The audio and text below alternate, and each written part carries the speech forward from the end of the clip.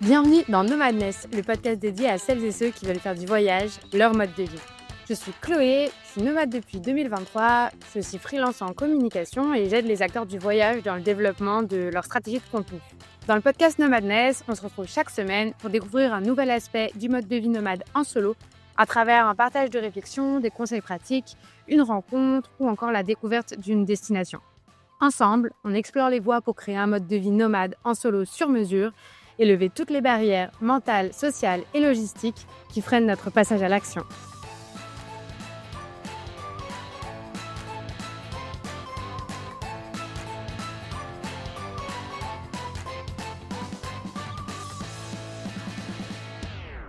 Si vous suivez Nomadness et mon compte Instagram depuis quelques temps, vous savez que le voyage responsable me tient particulièrement à cœur. Pourtant, je suis digital nomade et quand on dit qu'on est digital nomade, on a souvent des réactions ironiques et des regards un petit peu réprobateurs même quant à ce mode de vie. Et en vrai, je trouve que ces critiques sont légitimes parce que c'est un mode de vie et de voyage qui existe, qu'on voit beaucoup et qui est pas toujours respectueux. On pense, spontanément à un mode de vie, voilà, assez peu respectueux de l'environnement notamment, parce que les nomades se déplacent souvent beaucoup en avion. On a un peu ce stéréotype du digital nomade que Yuna a évoqué d'ailleurs dans l'épisode 6, que je vous invite à réécouter si la thématique du voyage responsable, vous intéresse. Et elle décrivait, voilà, cette image, qu'on voit beaucoup sur Instagram, du nomade, qui travaille, avec son laptop au bord de la piscine en buvant des cocktails, qui vit donc avec un pouvoir d'achat extrêmement élevé par rapport aux pays dans lesquels, il voyage et qui transpose un peu son mode de vie dans un autre environnement, que le sien, mais sans s'adapter à cet environnement-là.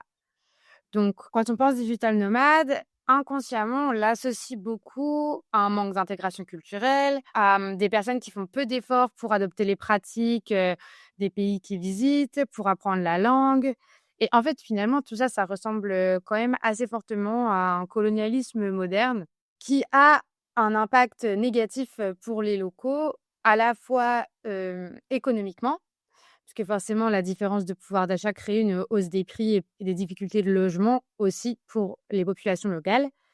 Mais c'est un impact, négatif socialement puisqu'il y a pas d'intégration culturelle et il y a pas de valorisation des patrimoines culturels, des cultures locales, dans la démarche, de certains nomades digitaux, puisqu'il y a pas cette intégration culturelle et cette valorisation du patrimoine, cet intérêt pour l'autre, cet enrichissement, si on vit dans un autre pays, mais qu'en fait, on se comporte exactement comme si on était chez soi, qu'on rencontre pas les gens et cetera. Donc, mon opinion, c'est que le nomadisme peut être plus respectueux et immersif. C'est ce que je vais expliquer dans cet épisode. Je voudrais vraiment, ça me tient à cœur de renverser la perspective pour dire qu'au contraire, le nomadisme, ça peut être non seulement pas nocif, mais ça peut même être une solution pour voyager de manière presque plus respectueuse à la fois de l'environnement, mais aussi des populations locales.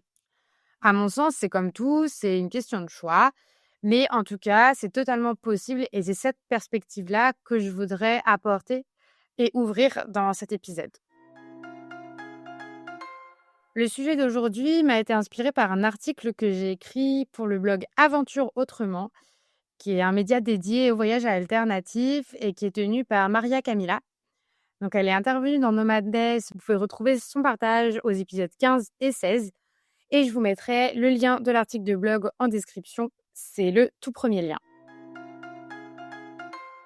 Alors, la première raison pour laquelle le nomadisme peut permettre de voyager de manière plus responsable, c'est qu'on peut prendre son temps. Parce que précisément, le nomadisme, c'est, selon moi, en tout cas aujourd'hui, je parlais de ma définition du nomadisme dans le tout premier épisode de Nomadness, mais pour moi, c'est le fait de vivre sans attache géographique fixe. Et donc, ça permet d'explorer plus lentement et peut-être plus consciemment aussi parce qu'on n'a pas une temporalité, contrainte, pour aller, visiter un lieu comme, mes 3 semaines de vacances l'été, par exemple.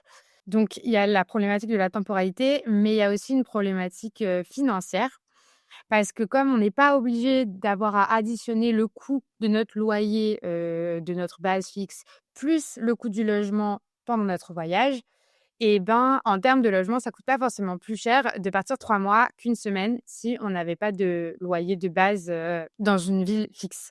Donc c'est pas forcément le cas, pour tous les nomades, bien sûr. On peut très bien être nomade et avoir une base, mais on peut, choisir d'utiliser des solutions comme, home exchange, par exemple, c'est-à-dire le fait d'échanger son logement avec quelqu'un d'autre pour alléger les problématiques financières et à ce moment-là, ben, ça encourage à partir plus longtemps puisque, voilà, le coût de notre loyer n'augmente pas avec le temps qu'on va passer, à l'étranger.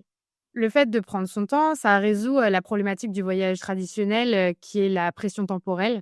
C'est-à-dire cette sensation, que, tout passe vite, les journées sont trop remplies, d'avoir un peu le stress, du retour, ah, on est à J-4, J-3, J-2 et de voir un peu la deadline du vol de retour là se rapprocher. Et ben, on n'a pas ça, donc on peut ralentir, on peut rester plus longtemps, s'imprégner vraiment des lieux. Et donc une des conséquences de ça, c'est qu'on peut aussi se permettre d'opter pour des moyens de transport plus doux. Par exemple, le train qui est un des moyens de transport les plus écologiques, le bus, le ferry, plutôt que l'avion. Mais c'est sûr que si on veut partir très loin et qu'on n'a qu'une semaine, et ben, on n'a pas le temps d'y aller en train, forcément. Donc là, le fait de se dire: «OK, ben, je vais partir plus longtemps, donc je peux me permettre de faire un voyage de 2 ou 3 jours pour y arriver», voire même, je peux me permettre de faire un voyage de 2 semaines, mais du coup de m'arrêter, dans 4 villes, 3 jours chaque ville, enfin quelque chose comme ça, quoi. Et ben, c'est vraiment un des grands avantages que permet le nomadisme, à la fois en termes de découverte, parce qu'on découvre plus d'endroits, on rencontre plus de personnes, donc c'est plus riche et puis aussi, ben, forcément en termes, d'impact environnemental. Donc un excellent exemple, sur ce sujet-là, c'est celui de Maria Camila dont je viens de parler. Elle vient tout juste de partir, pour un tour du monde, donc elle, va vers l'Australie et elle y va sans avion, en slow travel à 100. Et ce qui lui permet de mener ce projet à bien, c'est le fait qu'elle puisse concilier son activité freelance avec son voyage. Donc elle, peut se déplacer lentement et prendre le temps parce que elle a la possibilité de travailler à distance et de s'organiser en conséquence. Si vous voulez en savoir plus sur son voyage, suivre ses avancées, elle est partie, je crois, hier ou avant-hier, donc c'est vraiment tout récent. Mais je vous conseille vraiment de suivre, Aventure Autrement sur Instagram parce qu'il y a plein d'astuces, concrètes. Elle explique comment elle s'organise, comment elle, gère son temps et toute la partie logistique, la partie budgétaire. Elle va vraiment dans des détails pratiques. Donc, je vous mettrai, les liens du média en description et je vous invite vivement à suivre son aventure. C'est un excellent exemple pour moi de la façon dont le nomadisme, grâce au slow travel, peut être plus responsable.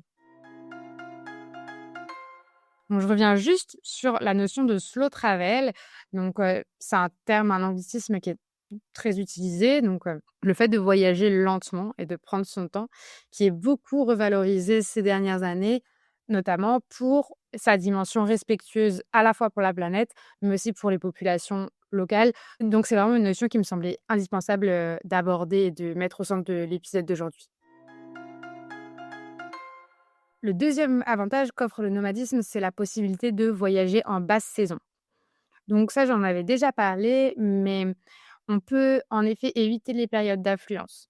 Donc ça, c'est évidemment un confort, financier parce que tout est moins cher, en basse saison en général et surtout et c'est là que ça devient plus responsable à mon sens, c'est un grand confort pour les populations locales et donc pour moi, c'est une façon de les respecter et voilà, de faire preuve d'altruisme en disant: «Ben, j'ai la possibilité de voyager, je sais pas moi, par exemple, d'aller, en Grèce en décembre ou en janvier plutôt qu'en août et ben, je vais le faire parce que les périodes d'affluence sont des périodes qui sont très chargées, où on a du mal à circuler dans les rues, où il y a beaucoup de bruit, où les locaux n'ont parfois plus accès à certaines zones ou certaines activités, en tout cas pas avec autant de confort qu'en temps normal et du coup, ça peut être un aspect vraiment pesant du tourisme pour eux et quand je dis ça, je parle un peu en connaissance de cause parce que, par exemple, je sais qu'à Paris, là, on commence à être au printemps, mais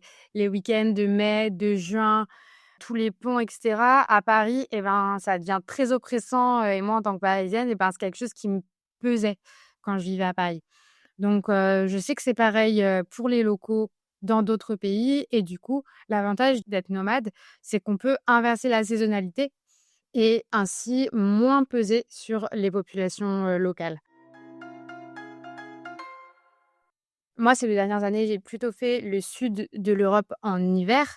Donc la première année, j'avais été en Andalousie, puis après aux Canaries et cette année, j'étais au Portugal, puis, surtout en Andalousie et à l'inverse, l'été et ben, je suis plutôt dans le nord de l'Europe, de manière à ne pas trop surcharger, les régions qui sont sous tension.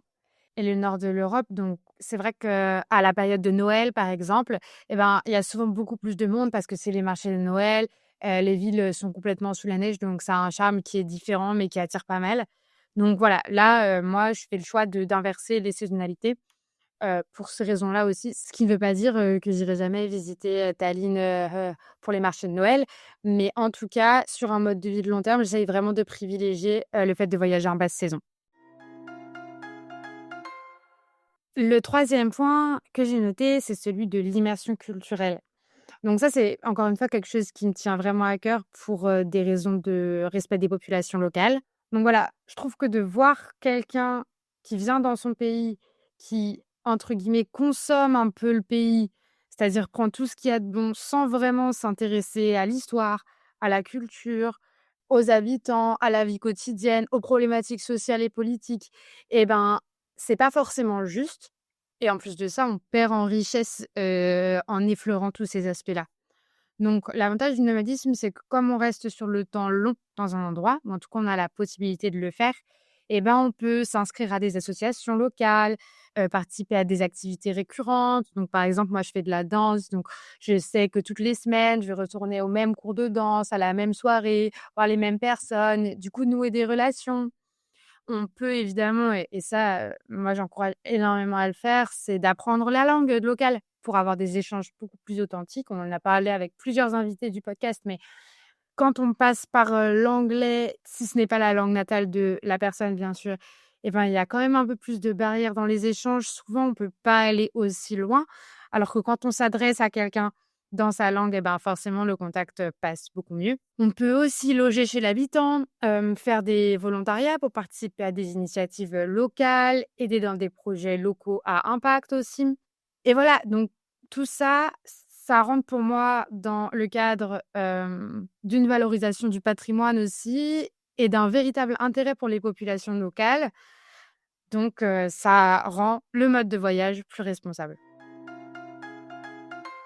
Et après, pour finir sur la question du logement, même si on choisit d'avoir un logement indépendant, ce qui est parfois nécessaire parce que quand on est nomade digital, si on a des horaires fixes, si on a beaucoup d'appels et qu'on a vraiment besoin, d'un espace au calme et bah, parfois on a besoin d'avoir un logement indépendant ou même, juste pour des raisons de vie quotidienne et de, bah, besoin d'avoir son espace, c'est tout à fait possible.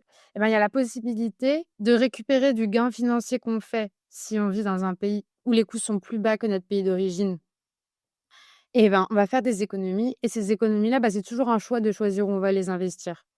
Donc, effectivement, on peut, faire plus de restaurants, s'offrir un confort de vie, mais on peut aussi se dire qu'on va consacrer l'argent gagné à consommer mieux, plus local, pour soutenir les populations et l'économie du pays dans lequel, on voyage. Prendre le train plutôt que l'avion parce que c'est souvent plus cher et voilà et c'est toujours un choix, mais en tout cas, ça offre cette possibilité, là. Le quatrième aspect et pour moi, il est extrêmement important, c'est celui du minimalisme.